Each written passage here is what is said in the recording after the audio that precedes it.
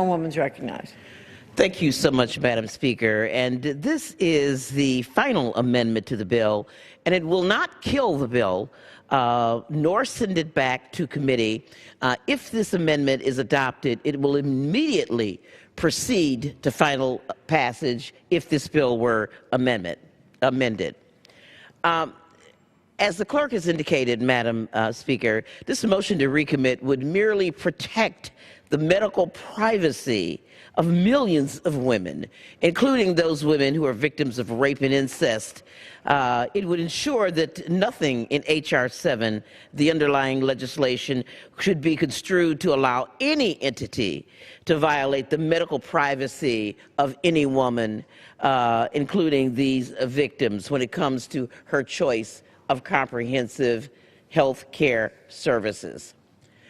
Madam Speaker, we have heard a great debate here today, and we have heard, Madam Speaker, the majority party insist that we need to codify the 1976 Hyde Amendment prohibiting poor women from having abortions.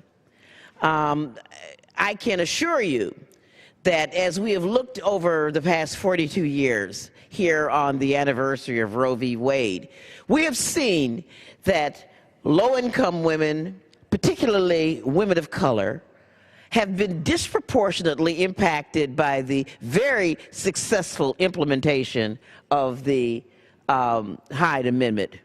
Women have been forced to choose between food and shelter.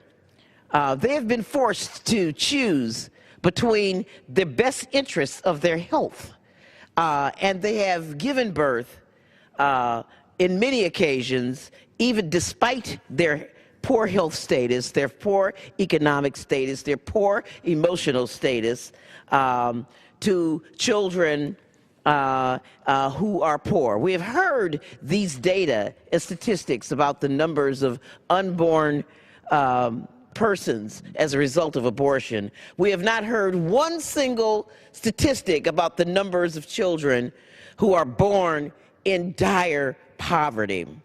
Only, Madam Chair, to be humiliated in this chamber over and over again, being called products of the culture of dependency and killed by cuts, but death by 1,000 cuts. Cuts to food stamps, cuts to WIC, cuts to Head Start, cuts to educational opportunity, death by 1,000 cuts. We have not heard any on the other side speak about that misalignment. But what this legislation does, it's not enough to have stopped low-income women, poor women, particularly women of color, African Americans, Asians, Native American women, Latinas. It's not enough to prevent them from abortions.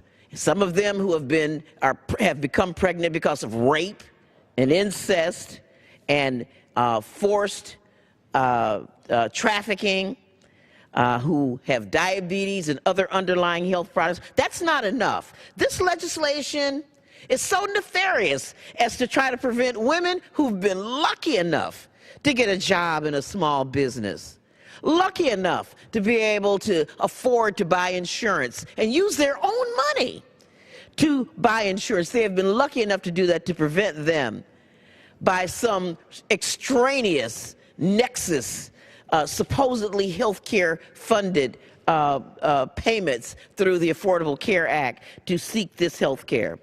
This is really, really a backdoor approach to really trying to undermine the law of the land, Roe v. Wade. Many women, Madam Speaker, know on a personal level the history of shame and stigma that come forward when they're trying to seek the best remedy for their life at that time, for whatever reason, that they need to have an abortion. I know personally, Madam Speaker, of young women who have been 13 years old and who have become victims of statutory rape, and the best solution for their lives at that time and for their health is an abortion, that their life is truly in danger, and this is the kind of bill that would prevent them from having that opportunity. Madam Speaker, I would hope that you would accept this motion to recommit. Time has expired. And I